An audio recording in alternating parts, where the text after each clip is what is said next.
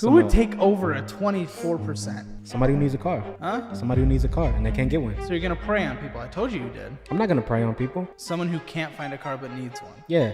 If they're going to take this, they're going to be preyed on. No, I'm just helping them out. What do you do for work? I sell cars. Ugh, gross. Okay. Why is No, sorry. Well, why is that? Because no one likes a car salesman. But, okay. You could be good at it. There's plenty of people that like car salesmen. Car salesman. What if you need a car and you can't get a car and you come to me and I help you get a car? What do you mean you can't get a car? People hate having to go through a car salesman to get a car. My customers love me. No, they don't. They put on a good face. No one actually is happy being there. A ton of states, including Texas and Michigan, the two states I've lived in, they don't allow direct selling from manufacturing to consumers. We are literally forced legally to go through to get our own cars who Not only really. care about their commission checks. You can shop on. I don't just care about my commission checks. Okay, I care. Yeah, about but you have people. to go. You can shop online, but you have to go through a dealer. What about what's the one with the coin that you put in the little machine on the side? You know? What? And get like a little toy race car? What the f- are you talking about? Nah. Okay, what do you make? How long have you been in this position? I've been selling cars for Talking about CarMax or something? Carvana. Carvana? That's the one. Yeah, you still have to go through Carvana. Okay, so yeah, what are you making on average, monthly basis? Well, it's kind of difficult to say because I just started When'd you start? at a new place, beginning of February. Okay, so it's been almost 2 months. It's been over 2 months. How much have you made so far? First month, I want to say probably around $2 or $3 grand, maybe a little bit more. Wait, what's your base pay? So there is no base pay, There's like no- in a conventional sense, right? So like throughout the month, I you get still minimum have- wage. Oh, right. So if you don't make your sales, that's when you get the minimum wage. But Well, no. So throughout the month, regardless of my sales, I get the minimum wage, and Okay, I'll get so that that's twice your a month. base. So I guess minimum wage. okay, Well, yeah, no, so because that's your they base. take it. They take it back when I get my commission check. So it's Yeah. that minus. Yes. But So if I you don't really make that. But if you don't get commission, that is just minimum wage. But then they still take it back. If you don't get commission, Well, they they still take can't it back. pay you nothing. That is illegal. Have you heard of this thing called slavery? Yes. Yeah, it doesn't really exist in the United States anymore. Yeah, it's been a while. So when did you get this car then? 2020. It was right after my repo. Oh, that was a great time to buy a car. I know. And after the repo, how'd they approve you of a debt? Well, that explains why it's at, what is this? What's the interest rate on this thing? 24%. Oh, f*** off. F*** off. F*** off. On a Chrysler 200. Chrysler 200. 24% on a Chrysler 200. A joke of a car. That's not to insult you. I'm just a drug dealer who drives a Chrysler 200. Not to insult me. I got the VIN number though. People are going to say I was saying that because of you. To be clear, the car. It's about the car. Well, you want me to send this VIN number to?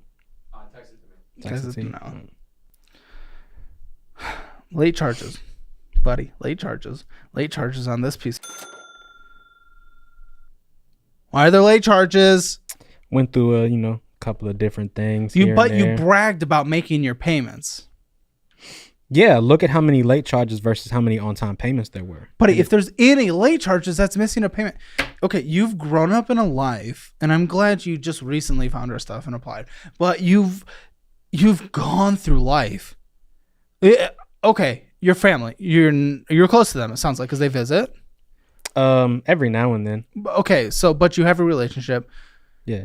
Did you grow up in a household where missing payments was just normal? Because this has to be like a part of your DNA that this is considered okay, or else no one would be doing this. I mean, I don't really know. I don't really know what my mom's finances were like, but it wasn't great, right? We didn't have the most stuff. Why do you feel so nonchalant and normal about this? People are going to be like, oh, I have people on that actually care. I know you care. You just have a very different psychology around this, and it's very interesting. There's a lot of people out there that are just like you in our consumer culture who just aren't disciplined on finances. And I want to know from your perspective internally, dig deep, why do you think you just don't give a shit about this? Because I know I'm gonna bounce back.